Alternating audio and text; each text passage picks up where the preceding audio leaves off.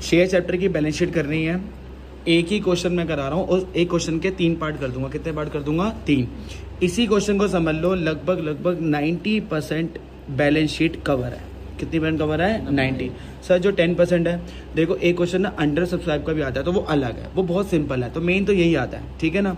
अब क्वेश्चन कहाँ पे है? जिनके पास बहुत पुरानी बुक है वो क्वेश्चन वहाँ पे दिया हुआ है, नई वाली बुक में ये वाला क्वेश्चन नहीं है, ठीक है ना। तो मैं ये वाला क्वेश्चन तुम्हें दिखा रहा हूँ, इसका स्क्रीनशॉट ले लेना, मैं बाद में वैसे डाल दूंगा, ठीक है ना। अभी तो तुम्हें ब्लर दिखेगा, मैं पढ़ लेता हूँ, तब तक इन्फॉर्मेशन में यहाँ लिख दूंगा पढ़ के, तो तुम्हें समझ आ जाएगा। इधर देखो, x limited issued 10,000 equity shares. Company कितने शेयर बेचना चाह रही है? 10। एक शेयर कितने का है? 100 का। तो ध्यान रखना, देखो इधर शेयर के क्वेश्चन में, चाहे क्वेश्चन बैलेंस शीट का हो, चाहे बड़ा क्वेश्चन हो, या सिर्फ 4 फीचर का हो, इंस्टॉलमेंट तो तुम्हें साइड में लिखनी, ठीक है ना। तो उसने बताया है कि एक शेयर कितने का है? 100 का। कितने का बताया है? 100 का। उसमें लिखा हुआ है प्रीमियम है 20 का। कितने का प्रीमियम है? 20। तो मैंने यहाँ प्लस कर दिया 20। तो बताओ शेयर अब 100 का नहीं रह गया, कितने का रह गया? 120। मतलब 100 की चीज कितने में बेचती है कंपनी? 120। आगे लिखा हुआ है कि पेबल है 30 रुपीज़। किस पे देने हैं? एप्लीकेशन। ये जो क्वेश्चन ब्लर है इसकी फोटो उसमें डाल देंगे आखिरी में, ठीक है ना। एप्लीकेशन कितनी बोली उसने? एप्लीकेशन 30। कितनी बोली है? 30। मैं क्वेश्चन को यहाँ पे लिख रहा हूँ। आगे लिखा है जो है, आगे अलॉटमेंट जो है वो कितने की है? 50 की। उसमें प्रीमियम इंक्लूड है। क्या इंक्लूड है? प्रीमियम। तो अगर बताओ 50 का है और उसमें प्रीमियम इंक्लूड है, तो प्रीमियम है कितने का? 20। अगर 20 प्रीमियम है तो फिर 30 रुपये किसके होंगे? शेयर के, ठीक है। तो ये कैसे लिखेंगे? 30 + 20, क्योंकि क्वेश्चन में कितना दिया हुआ है? 50। इंक्लूडिंग का मतलब होता है इसी के अंदर है। तो अगर 20 रुपये 50 में से 20 प्रीमियम का है तो बाकी बचे हुए 30 किसके होंगे? शेयर के। तो 30 रुपये शेयर के। आगे लिखा हुआ है 40 रुपये on first and final call. तो बताओ फर्स्ट एंड फाइनल कॉल कितने की बोली है? 40। एक बार टोटल मैच कर लो, 30 30 60 60 और 40 100। इधर 20 है, इधर भी कितना रहेगा? 20। तो इंस्टॉलमेंट का काम तो रेडी हो गया। भगवान का थैंक यू करना कि इस क्वेश्चन ने इंस्टॉलमेंट पूरी बना के दी है, वरना कई बार इंस्टॉलमेंट क्या होती है? बैलेंसिंग फिगर, वो थोड़ी टफ होती है, ठीक है ना। टफ भी नहीं होती, देखो जिसको करना आता है उसके लिए तो ईजी हो जाता है, ठीक है। अब आओ आगे क्वेश्चन में। कहता है all the shares were subscribe. इसका मतलब है अगर कंपनी 10 शेयर बेचना चाह रही थी तो कितने लोगों ने सब्सक्राइब करा? 10। Okay very. आगे आ जाओ। Amount due on all shares were received. सारे पैसे मिल गए हैं एक्सेप्ट फ्रॉम आशा। तो बताओ, मैंने तुम्हें बड़े क्वेश्चन में सिखाया गया है कि जब भी शेयर होल्डर का नाम आएगा, किसका नाम आएगा? शेयर, वो सिर्फ कांटे लगवाने आएगा। क्या लगवाने आएगा? उसका और कोई रोल ही नहीं है। तो मैंने फटाफट यहाँ पे लिखा आशा। क्या लिखा? आशा, क्योंकि मुझे अब कांटे लगाने, ठीक है। वहां लिखा था Asha holding 100 share who did not pay allotment money and call money. बताओ आशा ने किस किस के पैसे नहीं दिए? अलॉटमेंट के और कॉल के। तो मैंने 2 कांटे लगा दिए आशा के आगे। ये तो इंस्टॉलमेंट का टिक लगा हुआ है। एक कांटा अलॉटमेंट के आगे और एक कांटा फर्स्ट एंड फाइनल। जैसा क्वेश्चन ने मुझे कहा मैंने कर दिया, और मेरे को पता चल गया कि आशा के पास भी कितने शेयर हैं? 100 शेयर है, और अलॉटमेंट और फर्स्ट एंड फाइनल को उसने दी नहीं है। आगे बढ़ना। कह रहा है एक और बंदा आ गया, नीरू। सर अब ये भी कांटे लगवाने हैं? जी यस। तो एक और नाम यहाँ ऐड हो जाएगा आशा के आगे, नीरू। क्या ऐड हो जाएगा? नीरू। नीरू के पास कितने शेयर है? होल्डिंग 200। डिड नॉट पे the first and final call. इसने सिर्फ कौन से पैसे नहीं दिए? First and final call. और नीरू के पास कितने शेयर हैं? 200। तो पहले तो तुम्हें कांटे लगाने आने चाहिए। अगर कांटे लगाने आते हैं तो क्वेश्चन में इजी हो जाएगा, कांटे लगाने ही नहीं आते फिर क्वेश्चन टफ हो जाएगा। आशा ने बोला था अलॉटमेंट और फर्स्ट नहीं दी, मैंने दोनों में कांटे लगाए। नीरू का बोला गया सिर्फ उसने कौन से पैसे नहीं दिए? First and final. तो फर्स्ट एंड फाइनल बोल के आगे कांटा लगाए। एक बंदे के 2 कांटे हैं और एक बंदे के कितने कांटे हैं? 1, ठीक है। आगे क्वेश्चन लिखा हुआ है दिस 300 शेयर्स वर फॉरवर्ड, पर मैंने भी ये नहीं पढ़ना। इस क्वेश्चन के 3 हिस्से हैं। कितने हिस्से हैं? 3। पहला क्वेश्चन यहीं तक है, अप टू सी आई है कि कितने शेयर होल्डर ने कितने पैसे नहीं दिए। तो जो ये लाइन है दिस शेयर वर फॉरवर्डेड, वो अभी नहीं पढ़नी, वो अगले केस में पढ़नी है। तो इसका मतलब है पहला क्वेश्चन सिर्फ कहाँ तक रहेगा? अगर मैं बोलूँ फर्स्ट एंड फाइनल कॉल, ये लाइन नहीं है। कौन सी वाली? This 300 share. पहला क्वेश्चन अप टू सी आई तक है। कहाँ तक है? अप टू सी आई। कि बस क्वेश्चन ने सिर्फ इतना बताया है कौन कौन से पैसे नहीं दिए, ठीक है ना। इधर देखो, जो मैं तुम्हें सिखा रहा हूँ वो है नोट्स टू अकाउंट। क्या है? Notes to account. Balance sheet अगले पेज पे लास्ट में होगा, ठीक है ना। मेन यहाँ पे नोट्स टू अकाउंट है, और जो इंपॉर्टेंट पॉइंट होंगे उनको मैं एक पेज पे लिखता चला जाऊंगा। नोट्स टू अकाउंट, जो नोट्स टू अकाउंट है वो किसका है? शेयर कैपिटल का। किसका है? Share capital. Share capital 3 type की होती है, सुनते जाना। इसमें सबसे पहली कैपिटल आती है ऑथोराइज। कौन सी आती है? ऑथोराइज। सर ये क्या होती है? अभी सब बताता हूँ, पहले 3 टाइप की लिख दूँ। ऑथोराइज, थोड़ा सा स्पेस देना है। इशूड कैपिटल, थोड़ा सा स्पेस देना है। और तीसरी कौन सी है? सब्सक्राइब। हमारा जो बैलेंस शीट में अमाउंट जाता है वो जाता है इसका। सब्सक्राइब कैपिटल का जो टोटल होता है वही बैलेंस शीट में लिखना है। तो सर ये दोनों फॉर्मेलिटी का पार्ट है। फॉर्मेलिटी कह रहा हूँ, फॉर्मेट का। किसका पार्ट है? फॉर्मेट। तो ये तुम्हें लिखना ही पड़ेगा। पर जो अमाउंट जाता है बैलेंस शीट में वो सिर्फ किसका जाता है? सब्सक्राइब का। किसका जाता है? क्योंकि पैसे तुम्हें इसके हिसाब से मिले। सर इशू भी हमें पता है। इशू का मतलब होता है कंपनी ने कितने बेचे। सब्सक्राइब का मतलब होता है कितने लोगों ने अप्लाई करा। सर ये ऑथोराइज क्या होता है? ऑथोराइज का एक और नाम है रजिस्टर्ड। क्या नाम है? रजिस्टर्ड। कि जब कंपनी कॉर्पोरेट होती है ना, कॉर्पोरेट का मतलब होता है, इनकॉर्पोरेट का मतलब कि जब कंपनी स्टार्ट हो रही है तो कंपनी को अपनी ऑथोराइज कैपिटल देनी होती है कि भाई हम इतने का काम करेंगे, हमारे पास इतना कैपिटल है, ठीक है ना, हमारे पास इतना कैपिटल है, हम इससे अपने आप को रजिस्टर कराना चाह रहे हैं, प्लीज़ हमें रजिस्टर कर दो, ठीक है। इसका क्वेश्चन में होना ज़रूरी नहीं है, तो इसके आगे लिख रहा हूँ इफ़ एनी। अगर होगा तो लिख देना, और नहीं हुआ तब भी लिखना है, पर उसके आगे फिर डैश आ जाएगा। मतलब ऑथोराइज कैपिटल लिखना जरूरी है, पर क्वेश्चन में होना इसका जरूरी नहीं है, इसलिए मैंने उसके ब्रैकेट में क्या लिखा है? If any. तो अगर मैं अपना क्वेश्चन पढ़ूँ, तो अगर मैं पूरा क्वेश्चन भी रीड आउट कर लूँगा, जो तुम्हें आखिरी में स्क्रीनशॉट दूंगा, तो कहीं पे भी ऑथोराइज या रजिस्टर्ड कैपिटल नहीं है। और वैसे ही पता क्या होता है, या तो फ्रंट लाइन पे लिखा होता है या लास्ट लाइन में, बीच में नहीं मिलेगा तुम्हें, ठीक है ना। तो मेरे को यहाँ पे क्या लगाना पड़ेगा? डैश। लिखना जरूर है और सीक्वेंस में। पहला क्या आएगा? ऑथोराइज। अब क्वेश्चन में तुम पढ़ के बताओ कंपनी कितने शेयर बेचना चाह रही थी। फ्रंट पे लिखा हुआ है सबसे ज़्यादा, फ्रंट में कंपनी कितने शेयर बेचना चाह रही थी? 10। इधर देखो भाई, इधर चलेंगी क्वांटिटी, इधर चलेगा अमाउंट। तो बताओ इधर यहाँ लिखोगे 10,000 इक्विटी शेयर्स ऑफ रुपीज़। अब दिक्कत यह है कि मैं 120 लिखूँ या 100 लिखूँ। तो देखो इधर पहला पॉइंट आ गया भाई इंपॉर्टेंट। इधर देखो सारे इंपॉर्टेंट पॉइंट यहाँ लिख रहा हूँ, बस इंपॉर्टेंट पॉइंट पढ़ जाना, बैलेंस शीट वहीं पे कवर है। सर कितने बनेंगे इंपॉर्टेंट? पूरी बैलेंस शीट के सिर्फ 4 इंपॉर्टेंट पॉइंट तो इनफ है। तो देखो सबसे पहला है, पूरी बैलेंस शीट में सिक्योरिटी प्रीमियम कंसिडर नहीं होगा। Security premium not considered in balance sheet. Sir कहीं पे भी नहीं होगा? नहीं, कोई एक्सेप्शन नहीं है। नॉट कंसिडर्ड है तो मतलब क्या होगा? Not considered. ये ध्यान रखना, सिक्योरिटी प्रीमियम कंसिडर नहीं होगा बैलेंस शीट में। तुम कोई भी अमाउंट निकाल लेना, पर उस अमाउंट पे क्या नहीं होना चाहिए? सिक्योरिटी प्रीमियम बिल्कुल नहीं लेना। अगर मैंने लिख दिया है नॉट कंसिडर्ड, तो क्या है? Not considered. अगर तुमने फिर से कंसिडर करा तो फिर तुम ही गलत करोगे, इंपॉर्टेंट पॉइंट का कोई वैल्यू नहीं रह जाएगी फिर। तो इसका मतलब है नॉट कंसिडर, तो मतलब नॉट। तो देखो पूरा शेयर वैसे तो था कितने का? 120, पर मुझे पता था पूरी बैलेंस शीट में सिक्योरिटी प्रीमियम नहीं लेना, तो फिर कितना बचा? 100। तो मैंने यहाँ पे कितना लिया? 100। तो 10,000 इंटू 100 कितना होता है? 10 लाख। कितना होता है? 10। तो ये दोनों हेडिंग तो ईजी है, जितना दिमाग लगाना है वो किस में लगेगा? सब्सक्राइब में। कहाँ पे लगेगा? मैं तुम्हें एक फॉर्मूला लिख के दे दूंगा, बस वहीं पे काम खत्म भी हो जाएगा। देखो इधर सब्सक्राइब कैपिटल में 2 हेडिंग होती है। कितनी होती हैं? 2। एक अच्छे इंसान होगी और एक बुरे इंसान होगी। सर ये अच्छे इंसान कौन होते हैं और बुरे कौन होते हैं?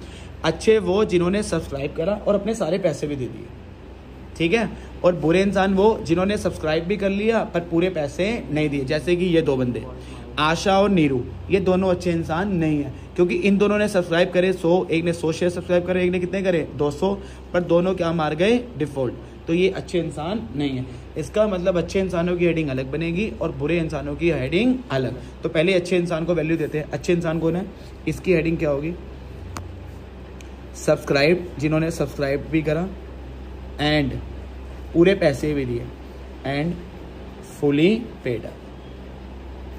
बताओ पहली हेडिंग का नाम क्या है? Subscribe and fully paid up. ये अच्छे इंसानों की हेडिंग है। दूसरी,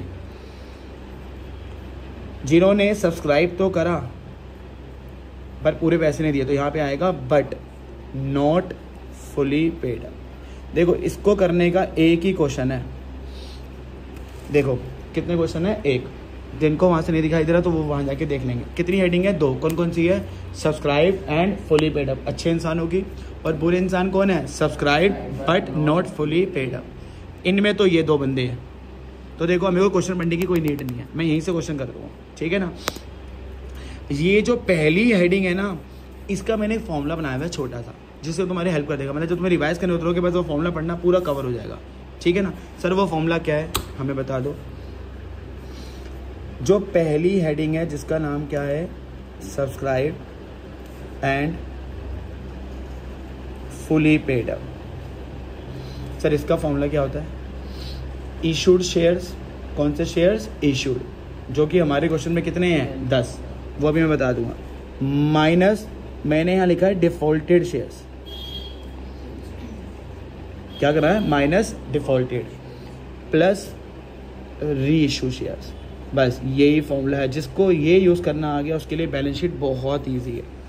क्या फॉर्मूला है, इशूड शेयर्स माइनस में डिफॉल्टेड शेयर्स प्लस में री इशू।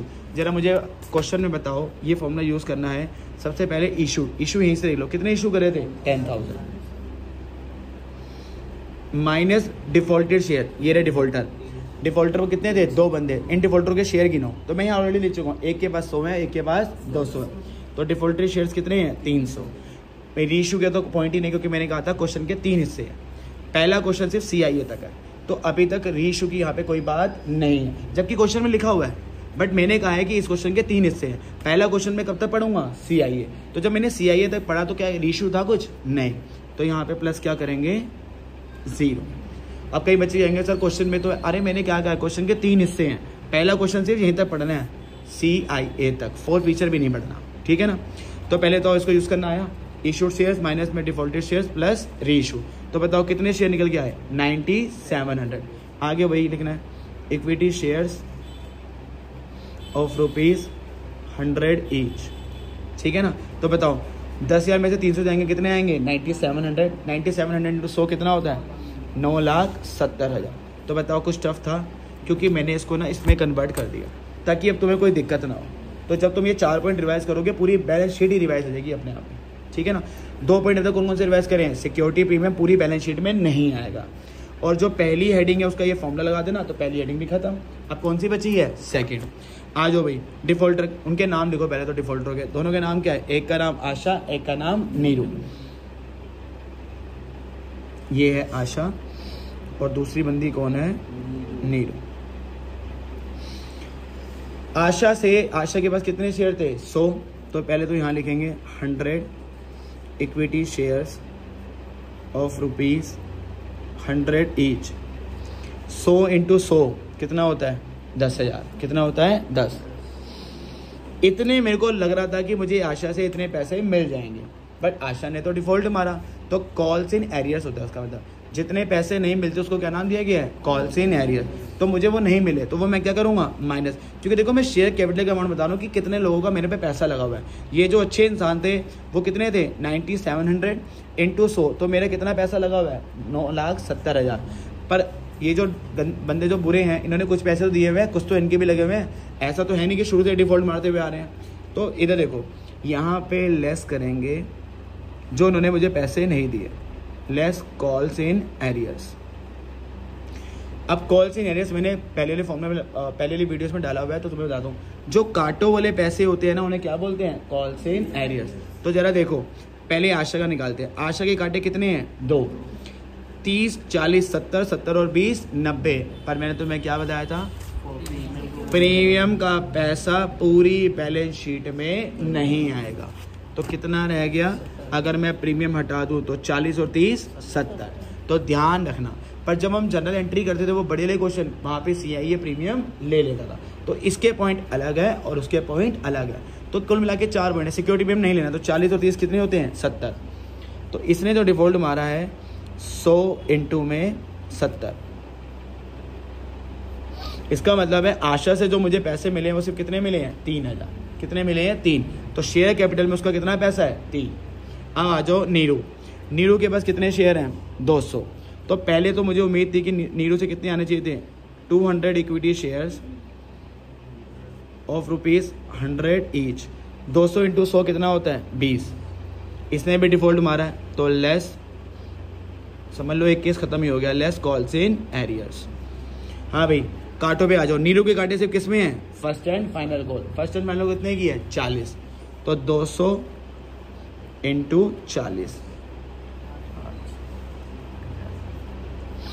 तो देखो भाई इधर 10 में से 7 जाएंगे तो कितने आएंगे, 3, और 20 में से 8 जाएंगे कितना आएगा, 12, और ये 970 जो अच्छे इंसानों से मिला हुआ था। तो टोटल मेरी कंपनी पे कितना पैसा लगा हुआ है शेयर होल्डर का, 9,82,000। कैसे आया, 970 + 10 कितने होते हैं, एक काम करो पहले इसी को सम अप कर दूं। 10 में 7 के कितने आएंगे, 3, 20 में से 8 के कितने आएंगे, 12, 12 और 3 15, ये 15 है। तो 9,85,000। इसका मतलब है मेरी कंपनी में कितने लोगों का पैसा लगा हुआ है, 9,85,000, क्योंकि इन्होंने तो डिफॉल्ट मार दिया तो वो मैंने माइनस कर दिया। तो बताओ सेकंड हेडिंग में करना क्या है, पहले वो पूरे शेयर लिखने हैं जितने उनके पास थे × 100, लेस क्या करना है, calls in arrears. Calls in करना क्या है, जिसपे तुम्हारे कांटे लगे हुए हैं बस वो माइनस कर दो, और कुछ करना ही नहीं। तो जब तुम बड़े क्वेश्चन करते हुए तुम्हें फिर ये नॉर्मल लगेगा। चलो अब केस नंबर 2। अब क्वेश्चन को मैंने कहा था पढ़ना है अप टू 4 फीचर, अभी भी रेशियो नहीं है। केस नंबर 2 तक कहाँ है, अप टू 4 फीचर, क्योंकि केस कोई भी आ सकता है। छोड़ दे, देखो भाई बंद कर दे। तुम्हारी स्कूटी तो नहीं खड़ी किसी के बाहर, कहाँ पे, यहाँ पर अंकित सर की गाड़ी खड़ी होती है। जा एक बार आनंद देखा, ये फटाफट जल्दी जा, जल्दी जा। देखो इधर जल्दी गेट बंद कर दिया।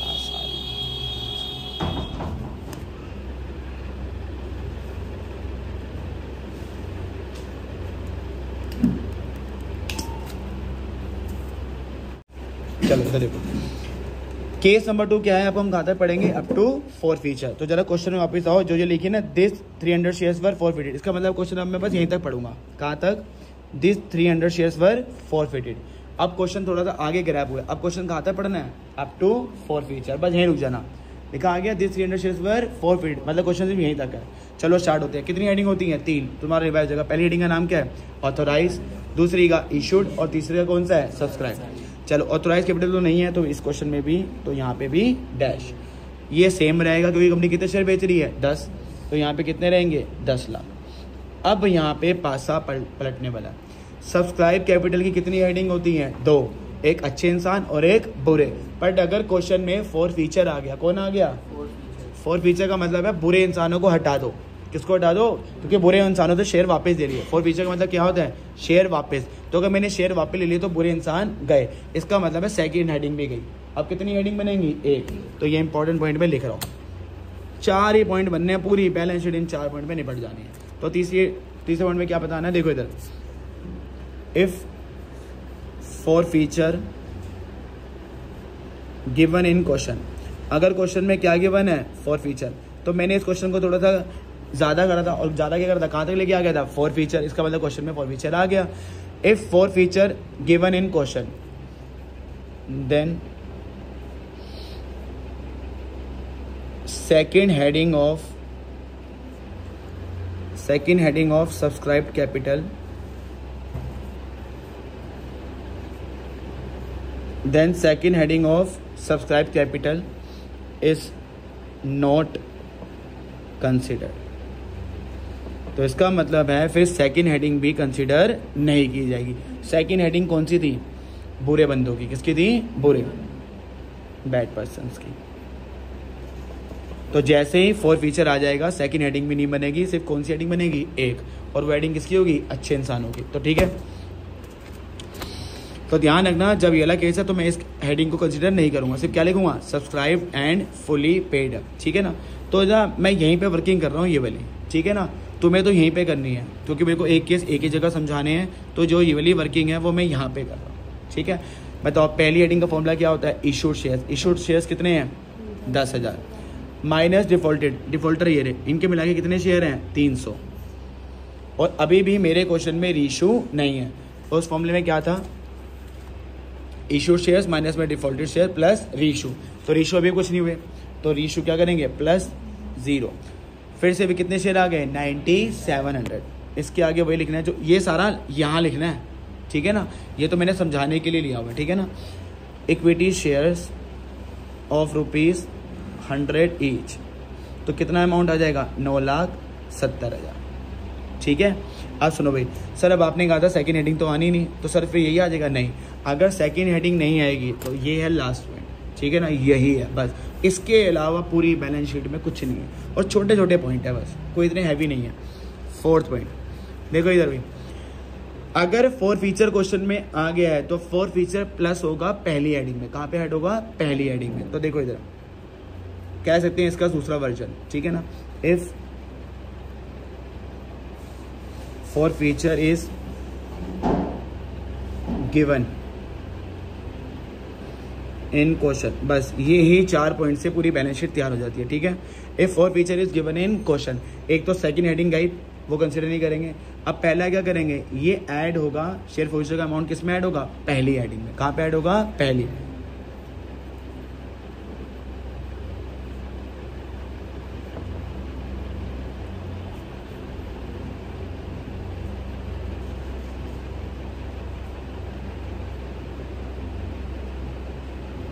तो देखो अगर एक चीज जाएगी तो दूसरी आएगी, चीज कौन सी गई है, सेकंड हेडिंग जो थी सब्सक्राइब कैपिटल की वो चली गई, और आ कौन गया, फोर फीचर का अमाउंट कहाँ पे ऐड होगा फर्स्ट हेडिंग में।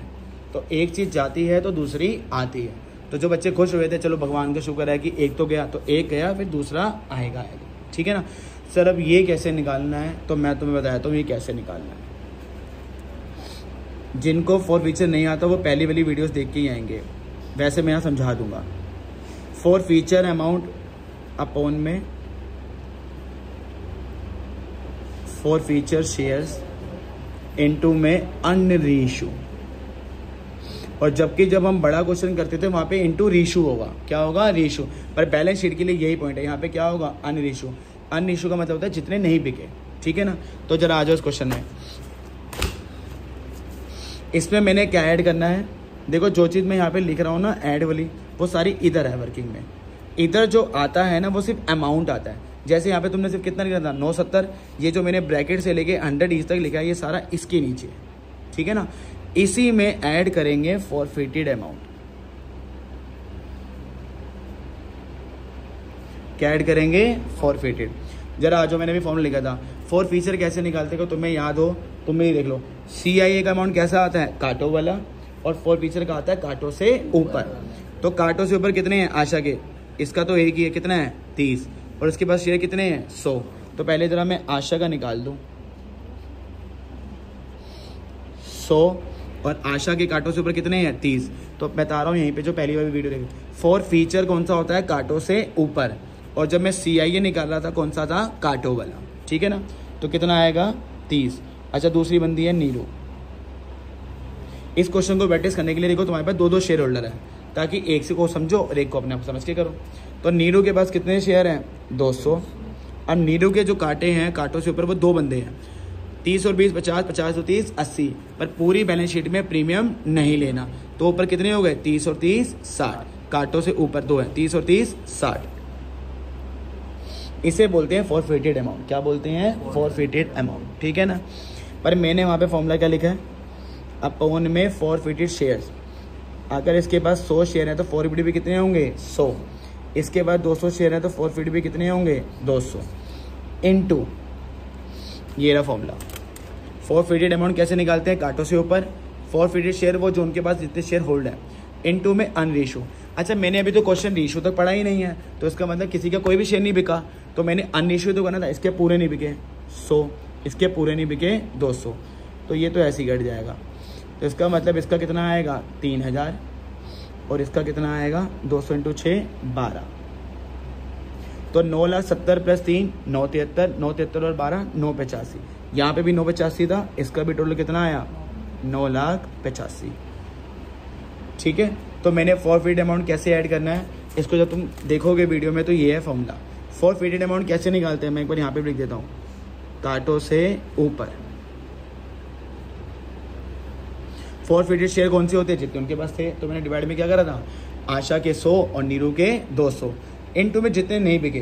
तो जो मेरा सेकंड पार्ट था उसमें मैंने बकायदा लिखा हुआ था कि भैया अभी सिर्फ क्वेश्चन मैंने फॉर फीचर तक पढ़ा है, रीशू का कोई कंसर्न नहीं है। तो सबके पूरे पूरे नहीं बिके, इसके पूरे 100 नहीं बिके, मल्टीप्लाई में इसके पूरे 200 नहीं बिके, तो ये 950।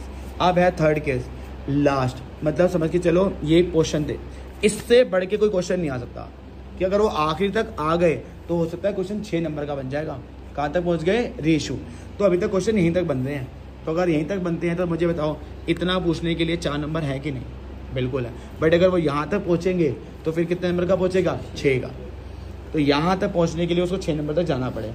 क्या पता बड़े क्वेश्चन की चॉइस में यही आ जाए, और ये उसके कंपेयर में तो बहुत ईजी है बड़े क्वेश्चन के, ठीक है। जलाओ ऑथराइज कैपिटल यहाँ पे डैश ही रहेगा, इशूड कितने रहेंगे 10। चलो अब जरा पढ़ते हैं, वीडियो में मेरा पासवर्ड ही चला जाना था अभी। चलो इधर आगे बढ़ते हैं। कह रहे हैं out of the shares forfeited 150 shares were reissue. देखो कंपनी ने वापस कितने शेयर लिए थे, 100 और 200 कितने होते हैं, 300। बट कंपनी ने बेचे कितने हैं, 150, ठीक है ना। वो कहानी तो भी बाद में, पहले अपना नॉर्मल चलते हैं। अब बताओ अगर क्वेश्चन में रीशू तक मैंने पढ़ लिया तो फॉर फीचर तो आ ही गया होगा बीच में। जब फॉर फीचर आता है तो क्वेश्चन की सेकंड हेडिंग नहीं आएगी, ठीक है ना। जो पहली हेडिंग आएगी उसका वही चलते हैं, subscribed and fully paid up, उसका फॉर्मूला ये वाला पहली हेडिंग का। इशूड शेयर्स, तो बताओ कंपनी ने कितने शेयर बेचे हैं, 10, माइनस में डिफॉल्टर, डिफॉल्टर के मिला के कितने शेयर हैं, 300। अब आएगा प्लस रीशू, कंपनी ने कितने बेचे हैं, 150। इससे ज्यादा बढ़ के है नहीं, वो तो मैंने फॉर्मूले में कन्वर्ट कर दिया। तो देखो 10,000 में से 300 जाएंगे, 9,700, उसमें 150 प्लस करोगे तो कितना आएगा, 9850। 9850 इक्विटी शेयर्स ऑफ ₹100 ईच। तो ये कितना आ गया, 9,85,000। ये जो अमाउंट है वही आएगा सिर्फ यहाँ पे। इतना पोर्शन जो था वो किसके नीचे आ जाएगा, इसके नीचे, ठीक है ना। आ जाओ भाई। अब फॉर फीचर क्वेश्चन में है तो फॉर फीचर कहता है सेकंड हेडिंग तो नहीं आएगी, पर फॉर फीचर किस में प्लस हो जाएगा, पहली हेडिंग में। आओ भाई ऐड, और जरा ढंग से देखना क्योंकि ये लास्ट है। फॉरफिटेड अमाउंट, 2 बंदे कौन कौन से हैं, अच्छा ये सारा पहली हेडिंग का ही पार्ट है, सेकंड हेडिंग यहाँ पे क्वेश्चन में आनी ही नहीं है।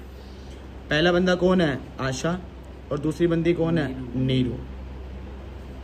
फॉर्मूला ये रहा, इस फॉर्मूले को 2 ही तो फॉर्मूले क्वेश्चन में, बैलेंस शीट में, और एक ही क्वेश्चन में तुम्हें सब कुछ आ गया, वरना तुम क्वेश्चन ढूंढते रह जाओगे कौन सा क्वेश्चन कहाँ तक आएगा। फॉरफिटेड अमाउंट कैसे निकालते हैं, कांटों से ऊपर वाला, तो जो मैं ऑलरेडी निकाल चुका हूँ। कांटों से ऊपर कितने थे आशा के, 30, तो ये तो यही रहेंगे 100 × 30। अच्छा इसके फॉरफिटेड शेयर, इसके पास अगर 100 शेयर है तो फॉरफिटेड भी कितने होंगे, 100। अब जरा क्वेश्चन में लिखते हैं कितने नहीं बिके आशा के, जरा क्वेश्चन में आना। वहाँ लिखा था 150 शेयर बेचे हैं इंक्लूडिंग ऑल शेयर्स ऑफ आशा। इसका मतलब है आशा के तो सारे बिक गए, तो आशा का कोई अनरीशू पड़ा हुआ है, नहीं। तो अनरीशू में क्या आएगा, × 0। तो अगर 0 को किसी से मल्टीप्लाई करते हैं 0 से तो क्या आता है, 0, क्योंकि आशा के सारे बिक गए। अनरीशू का मतलब होता है कितने नहीं बिके, तो कितने नहीं बिके, 0, तो इंटू में 0, इसका तो 0 हो गया। अब आ जाओ नीरू का, नीरू के कांटों से ऊपर कितना था, 60, तो ये तो यही हो गया 200 इंटू में 60। अगर इसके बाद 200 शेयर थे तो फॉरफिट भी कितने होंगे, 200 इंटू इसके कितने नहीं बिके। तो देखो भाई एक टेबल, 150 बिके हैं, अगर 150 में पूरे शेयर आशा के, आशा कितने थे 100, तो बाकी 50 किसके बिके होंगे, नीरू के। ये नीरू के सोल्ड हुए। तो बताओ नीरू के पास शेयर कितने थे, अगर उसके 50 बिके हैं तो अन रेशो कितने हुए, 150, तो मल्टीप्लाई अन रेशो से होता है। अन रेशो कितने, इसके कितने बिकने रह गए, 150। बस ये करना था, वो मैंने फॉर्मूले में लिख दिया। अब तुम जब घर पे प्रैक्टिस करोगे तो तुम्हें अपने आप ही आ जाएगा, इंटू 150। तो जरा ये निकाल लेते हैं क्या आएगा, 200 इंटू 60, ये तो होता है 12,000, डिवाइडेड बाय 200 इंटू में अन रेशो कितने हैं, 150, कितना आ गया, 9,000। तो बस हो गया। 9,85,000 में अगर 9,000 जोड़ेंगे तो कितना आ जाएगा, 9,94,000। ये थे तीनों केस। एक बार इन तीनों केस को देख लो, इससे ज़्यादा बैलेंस शीट कहीं पे भी नहीं है। अगर तुम ये क्वेश्चन में ढंग से कर लोगे तो पूछ देखो, आखिरी में आके अगर 1-2 दिन की छुट्टियां मिलती हैं तो बंदा कैसे रिवाइज करता है, जब उसे एक ही क्वेश्चन में सब कुछ मिल जाए। अब मैं अगर इसके 4-5 क्वेश्चन करा दूं तो उसका फायदा नहीं होगा। इसी क्वेश्चन को 3 टुकड़े में कर दिए, ताकि तुम्हें एक ही जगह सारी चीज़ें मिल जाए। सर ये तो था notes to account. Balance sheet छोटी सी बैलेंस शीट है। पहले केस में कितना अमाउंट था 985 सब्सक्राइब का, दूसरे में 985 और तीसरे में 9,94,000। इनका कोई रोल नहीं है बैलेंस शीट में, ये सिर्फ नोट्स टू अकाउंट में फॉर्मेट के रूप में आते हैं। ठीक है सर, बैलेंस शीट कैसी होती है? बहुत छोटी सी, बस अब बैलेंस शीट का फॉर्मेट उतारना है और उसका अमाउंट लेके खत्म कर देना है। ठीक है ना। तो देखो इधर बुक नंबर 2 और बुक नंबर 3 में जब बैलेंस शीट आएगी तो उसका फॉर्मेट क्या होता है? पर्टिकुलर्स, नोट नंबर और अमाउंट। अब वो नहीं है लायबिलिटी अमाउंट, एसेट अमाउंट। ठीक है ना, ऊपर वही लगा रहेगा बैलेंस शीट। ठीक है ना। अच्छा, लायबिलिटी का नाम क्या हो गया है बुक नंबर 2 और बुक नंबर 3 पे? लायबिलिटी का नाम नहीं है, इक्विटी एंड लायबिलिटी। इसको कैप्स में लिख देना। अच्छा, मैंडेटरी नहीं है कैप्स में लिखना, लिखोगे तो थोड़ा अच्छा लग जाएगा। इक्विटी एंड, अच्छा अब तुम अगर शेयर चैप्टर कर रहे हो तो तुम्हारे लिए सिर्फ शेयर चैप्टर की, जो शेयर चैप्टर से लिंक कर रहा है बस उसकी हेडिंग रेलिवेंट है। तो जब 3rd नंबर बुक करोगे उसमें जो पहला ही चैप्टर है वो पूरा बैलेंस शीट का है। तो अभी फिलहाल मेरे लिए जो रेलिवेंट काम की हेडिंग है वो है शेयर होल्डर फंड, क्योंकि मुझे सिर्फ शेयर की बैलेंस शीट बनानी है। शेयर होल्डर फंड, उसमें भी ए शेयर कैपिटल, बस। तो बताओ मेरे पहला केस, नोट नंबर कौन सा चेक करना है? 1। तो देखो मैंने अपने नोट्स टू अकाउंट में जब मैंने बनाया था तो मैंने वहाँ लिखा था 1, क्योंकि तुमने अपने नोट्स नंबर में क्या लिखना है? 1। ठीक है। केस नंबर 1 में तुम्हारा कितना अमाउंट आया था? 9,85,000। केस नंबर 2 में भी कितना आया था? 9,85,000। और तीसरे में कितना आया था? 9,94,000, जो एज पर क्वेश्चन होगा। ये केस नंबर 1 है, ये लिख के बताना है तो मैं समझा रहा हूँ। केस नंबर 1 में 9,85,000, अगर केस नंबर 2 तक होता तो 9,85,000, केस नंबर 3 होता तो 9,94,000। ये बैलेंस शीट है बस 4 नंबर की। इसका मतलब है मेन काम किसका है? Notes to account. और नोट्स टू अकाउंट करने के लिए तुम्हारे पास ये 4 पॉइंट रेलिवेंट है, फटाफट देख लो। सिक्योरिटी प्रीमियम पूरे क्वेश्चन में कंसीडर नहीं होगा, क्वेश्चन मतलब बैलेंस शीट में नहीं होगा। सब्सक्राइब की जो पहली हेडिंग है सब्सक्राइब एंड फुली वेड, उसके छोटा सा फॉर्मुला मैंने लिख दिया ताकि तुम्हें कभी दिक्कत ना पड़े। फॉर्मुला क्या है? इशूड शेयर माइनस में डिफॉल्टेड शेयर प्लस री इशू। यहाँ कोई फॉरफिटेड नहीं है। इशूड शेयर्स माइनस में डिफॉल्टेड शेयर्स प्लस री इशू। और अगर क्वेश्चन में 4 फीचर आ गया तो एक बंदा हट गया, कौन हट जाएगा? सेकंड हेडिंग, और एक बंदा आ जाएगा। 4 फीचर का अमाउंट कहाँ पे ऐड हो जाएगा? फर्स्ट हेडिंग में। और 4 फीचर का अमाउंट ऐड जो करना है वो कैसे निकलेगा? फॉरफिटेड अमाउंट अपॉन में फॉरफिटेड शेयर इनटू में अनरीइशू, बस। और फॉरफिटेड अमाउंट कैसे निकलता है? काटो से ऊपर, बस ये था। ठीक है ना। और बोला जो क्वेश्चन है वो मैं भी डाल दूंगा।